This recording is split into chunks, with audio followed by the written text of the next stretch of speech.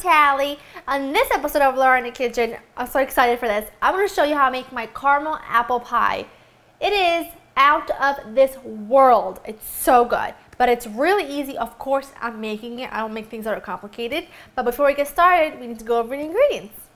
You're going to need some sliced apples, some chopped walnuts, brown sugar, regular sugar, caramel sauce, some cornstarch, salt, cinnamon, and orange. And for the topping, you're going to need some more flour, some more walnuts, sugar, and some cold butter. And of course, you're going to need the pie crust. Now, I'm using just a store-bought 9-inch pie crust, but I do have an episode on how to make basic pie crust. So if you want to make it from scratch, go ahead and follow that video because it's my no-fail pie crust recipe. But I don't have it on hand, and I got 2 of these for $1.50, so they were a really good price. So when they're cheap, buy them, stock up.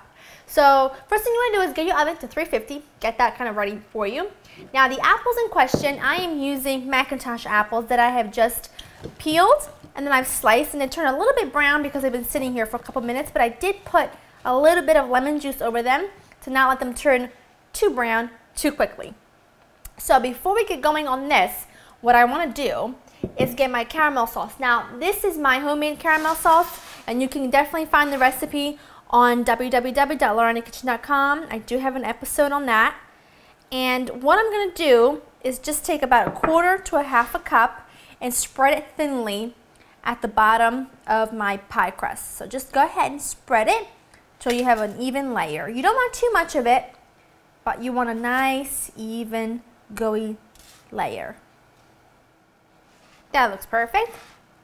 Okay, now set that aside so we can go working on our apples. Now in here, and this couldn't be easier, I'm going to start with my orange first. All I'm going to do is take the zest of a small orange. I'll probably use about half the zest. I don't want a whole lot. I'm also going to use the juice of half of an orange. This is really going to be sort of a nice bright flavor in the background with all those rich flavors. So it's going to really go well with everything else we have going on. And I do put it in my apple pie, so I figured, hey, why not? Let me just grab a knife, because of course I'm unprepared. Just squeeze that in. Not too much. Just gonna give this a toss. That looks great. Now I'm just gonna add pretty much everything else. My regular granulated sugar. Now these are kind of tart apples, so you know, if whatever apple you're choosing to use, make sure it's a nice tart one and one that'll hold its shape nicely. The walnuts. I'm just going to give them a scrunch in my hands to break them up a little bit more. Cinnamon, cornstarch, and some salt. If you don't have cornstarch, you can always use just a couple tablespoons of flour. That'll do. But the cornstarch really thickens it well.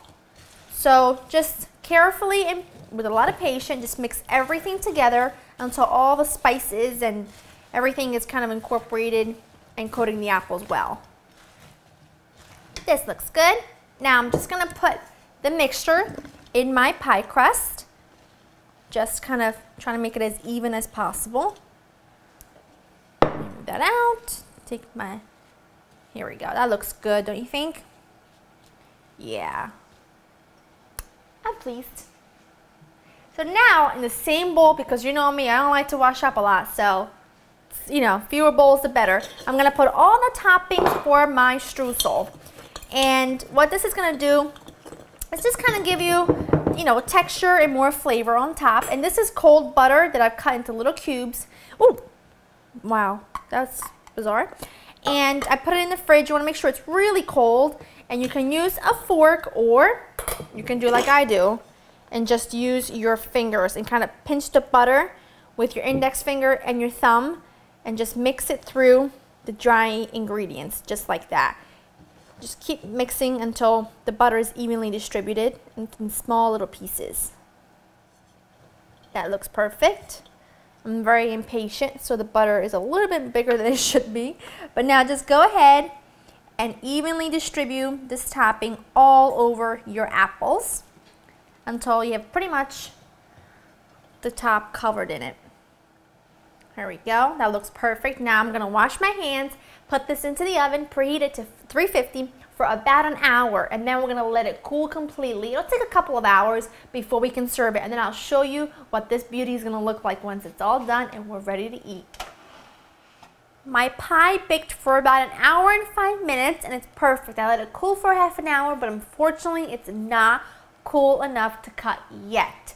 And I don't know about you, but just because I can't cut it does not mean I can't taste it. I can't wait 2 extra hours to cut this. So I'm just gonna go right in, because really all I'm looking for is for the topping, the apples, and the caramel. I could care less about the pie crust at this point. I just want the gooey goodness that's in here. And I like it when it's warm. So that's what I'm gonna do. Get some of that and some of the walnuts.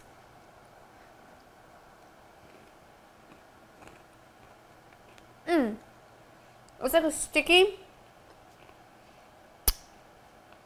caramel apple filling. I don't know. It's divine. I'm gonna go back for more. It has everything. I'm like out of my mind. Like I don't even know what to say. It's so good. It has everything I love. It's sweet. It's got that like the delicious like cinnamony mixed with the orange. Makes it really great, almost florally taste in the background. Texture, it's unreal. This needs a giant scoop of vanilla ice cream, and then, and only then, top it with whipped cream. You're in business. Do you know what I'm saying? You know what I'm saying. I'm gonna eat the inside of this. I know it, but that's it. It's super simple and easy to make. You saw how long it took me. I mean, no time at all. Go to www.laurenkitchen.com. Get this recipe and make this pie, because you're going to absolutely love it. So yeah.